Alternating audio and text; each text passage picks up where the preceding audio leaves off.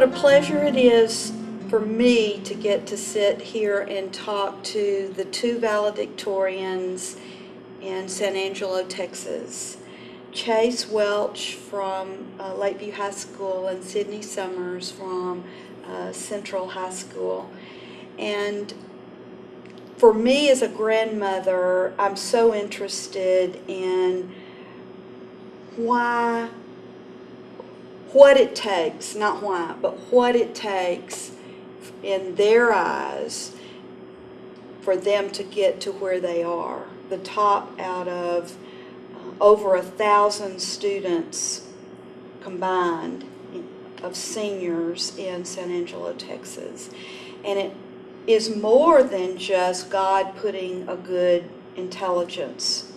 It may be more than you realize right now at your age. Maybe if we have this conversation in 10 years or 15 years, you will have looked back and realized the many pieces of this puzzle that it took to get you where you are.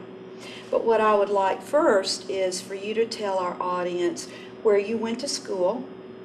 Chase, start with you. I started off at Goliad, and then I continued into Lincoln, and then ended up at Lakeview. Okay. Okay, I went to Bonham Elementary, and then I went to John Glenn Junior High, and then I ended up at Central. And that was, you never got into Central Freshman. That came after that you was went the year after. your path. We were the last ninth grade. What have you all done extracurricular-wise in your high school? Because leadership displays itself in other ways besides just making the top academic grades. What else have you done in high school? Sydney, start with you. In high school, I'm president of student council this year. I've been involved in student council ever since junior high, and student council is a great program, and I was in National Honor Society this year also. And I've been a member of the Principal Advisory Board, which I think he just started that a couple years ago. And that's a lot of fun, get to know Dr. Coleman. And outside in the community, I've always been involved in extracurriculars like Symphony Bells and Tri-High Y. Okay, so many things you've been ma'am. involved in. Chase? I started off playing baseball and football. This year I was vice president of our senior class, and I was the NHS coordinator, and I'm also a part of woodshop. What about outside of school? Tell me, are you a part of any organizations or community service outside of school? Or perhaps associated with school? The Concho Valley Cares Advisory Board that we talked about drug abuse and addresses the problem here in the community. And then also we have my youth group at Emmanuel Baptist. We do a lot of work just within the community around there in the Reagan Elementary community. Sydney? Well, like I said, San Angelo Symphony Bells is a community service for the musical program in San Angelo. And I've been a Junior League ambassador and helped them with their festival in the Concho this last summer, which was a lot of fun. They do a lot of community service. You know that grad schools are looking for young people who are involved in other things just besides being smart and making a good record.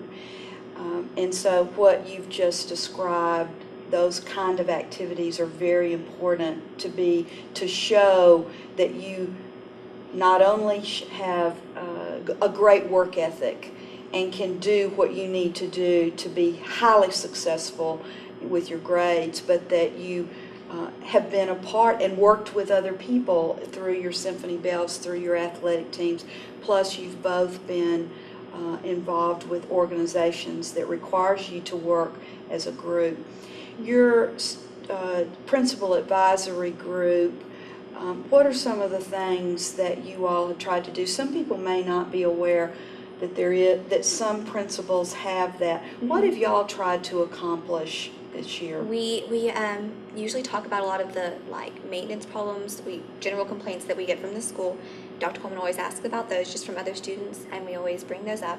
And then that's his opportunity to talk to us about his Celebrate Success program. Mm-hmm. that are just things that can help students and like award students for what they've been doing. Well, getting input from young people like yourself is incredibly important, and he's very wise to have that group. And I know when we were doing the hiring for the principal at Lakeview, Chase was one of the student leaders that we asked them to interview, and had a couple of opportunities a day apart, because it's very important for me and some others to get student input. So both of you have been called upon to and respected your opinion on things that are important to a school, like the hiring and making a campus better. That doesn't surprise me that you've been on that group. What about, you wouldn't be where you are if you haven't read and been willing to read. Are there types of books, or are there books that you've read within the last year or so that maybe were a part of your required readings, but that you felt were meaningful and had, that you particularly learned something from? Well, yes, this year we've read several books. One of them was A Handmaid's Tale, and it's not necessarily a feminist book, but it has feminist leanings, and I thought that was very interesting. It opened a whole new world to me that I hadn't even thought about feminine studies at all, but now I'm kind of interested in them. There is a relatively, within the last decade or so, I think, some universities that have full studies in that, and that is a fairly new field of study. Yes, ma'am. What about you, Chase? Our junior year, we read To Kill a Mockingbird, and that just has so many different aspects of life that it talks about, not just racism, but also substance abuse and other things like that, that just open your mind and your eyes to new aspects of things. As you go further and interview for different things, maybe scholarships or perhaps even jobs on campus or after you graduate, they're going to ask you that question, so I just thought I would prepare you for that. I enjoy asking that question when I'm interviewing. There's not a right and wrong answer. I think it just sheds some light on what a person's interested in. What about people or groups that have, you believe, made an impact on you, and how have they made an impact on you? My grandfather has definitely made a big impact on me. He was a psychologist, and he's not with us anymore, but I remember even as a child, he would take us to the bookstore and ask us to pick out all the books we wanted. All the books we could carry was the books he would buy us, and he would be the type of grandfather who would come and visit and bring SAT flashcards. He's always really kept me motivated in education. I think I'm that grandmother. Well, it was important. Yeah, we do field trips to the bookstore, and you can carry out what you get. Yes, what you can carry. What about you, Chase? Who has made an impact on you? Definitely my parents. They've always urged me along in my studies and stuff. And from the time, ever since I was born, we've never had a cable TV, or I've never had any kind of game system or Xbox or anything like that. So, they wanted me to grow up and not be around all those things where you can get the addiction to them and stuff like that. And so that has allowed me to just spend more time when studying when I know I really should be. I don't have other things to distract me or keep me from doing my work. That's real unusual nowadays. My parents, we had television, believe it or not, but we weren't allowed to turn it on during the week. And so we felt at times deprived when everyone else was able to discuss or see. But that's amazing, really, and the fact that someone in your extended family felt so strongly about the books and flashcards and reading. And then did you ever beg them to let you have cable? 1,000,000 times. Did you ever think, if I could just trade those two parents in? Mm-hmm. Yes, ma'am. Well, I understand. I've had those thoughts myself, but in retrospect, I was blessed as I hear both of you. What are you going to do this summer? I will be working with my uncle. I work with him every summer. We do construction, so I'll be outside working. Okay. What about you, Sydney? I'm going to be a lifeguard at San Angelo Country Club. I'm also taking a break from the whole academic life. Well, this is your last window between this whole beginning of your life up to now 17 or 18 years old, and this next phase of your life. And so I think that's a wise thing for you all to do, something that's totally unrelated to what you're going to hit the ground running. Now, Chase, you have just said that your parents have not let you have cable or the typical electronic games. When you go into the dorm and don't have your great parents there to draw the line in the dirt, the temptation is going to be for you to just to go toward those things that you've not had. How are you going to deal with that? I guess just kind of like I've always had. I finally broke down a couple months ago and actually bought my own Xbox. Okay. And so I have to now limit myself and, just show a little bit of self-control and, prove it to yourself that you can't just let something consume you. Yeah. I think the biggest question mark I have for all young people when you leave the house to go live in a dorm, and nowadays there aren't curfews very much in dorms. When I went to college, there were curfews every night of the week, and so it wasn't like we had the total freedom that even our children had, and it shows how quickly and how mature you are when you get a hold of it pretty quickly and realize I'm going to pay a price. So that's one more motherly piece of advice I'm sure you don't need. What do you hope to be? First off, tell our audience where you're going and what you're going to major in. Sydney. Okay, I'm going to Southwestern University, and I'm going to major in political science. And what do you hope to be after Southwestern, which is a great liberal arts school in Georgetown, Texas? A lot of people may not know about it. It's similar to an SMU. It's a Methodist. It's a Methodist school. It's very small. But beautiful, wonderful academics. I've had some very bright students go there. Almost all of them are headed to grad school.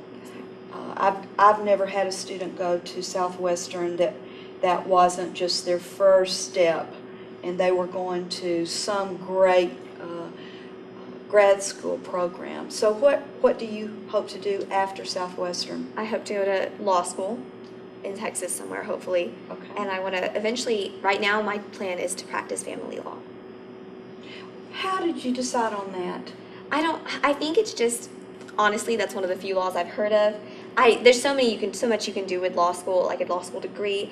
And I have a friend whose family members practice family law, and they really enjoy it. Well, good for you. That's a great goal.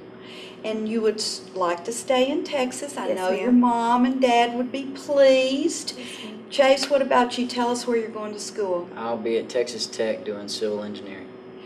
And engineers will always have jobs. And what do you hope to do after Texas Tech? I'm going to get my master's and maybe my doctorate. I don't know yet. Okay. But I either want to build bridges or just help develop new wind energy technology and stuff. We're on a period of our lives where we need people thinking like that, to think new that we haven't thought of. So both of you are, for your undergraduate degree, going to stay in Texas and then possibly stay in Texas for grad school or go out of Texas, and you'll be able to go wherever you want to go because as sharp as you are. Have you looked into campus life in fraternities, sororities, service organizations, extracurricular things that you might be interested in? Chase? I guess maybe intramurals. I haven't really looked into it. Maybe if they have a ping pong team or something. But not a whole lot. One of my scholarships, I have to keep a pretty high GPA, so I don't know how much funning around I'll be doing. Well, intramurals are a great thing. They meet a need if you just don't go overboard. Very easily you can be on many teams. What about you, Sydney? My main focus, I've thought about joining a student government group because I've always been involved in student councils and stuff of that type, and I'm interested in that. But also, I'm sure Southwestern's really rigorous, and I won't have a lot of extra time either. No, but it's very healthy to have at least one something that you're a part of. I worry about young people who don't ever become a part of anything in college, and even if it's a very low maintenance organization, something like you just said, a student government or an intramural, something you need to be a part of. That's just my advice to young people. I see more kids who blow the top out academically who have been a part of at least some organization while they were in school, with limits. Well, both of you have family members who are going to adjust to life without having you. You wouldn't be where you are without a great family support network that we sort of already talked about. I remember when I left for college, my mother put in because I went out of state to go to my undergraduate degree, put in my suitcase postcards already addressed and stamped, and all I had to do was check, I'm well, I need money, I love my parents. There were about 4 or 5 things, so that, and my assignment was by Wednesday every week to drop a card in the mail to them. And that's a silly thing, but it made me remember, even if it was with a smile, that to check in with my parents who had helped me so much get to where I was. So I hope you will call, email, check in with these great families that have helped you get where you are. I thank you so much.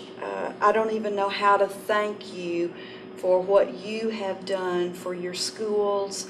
You are models, and you have given us great pleasure. Thank you very much. And we're going to follow you. Okay.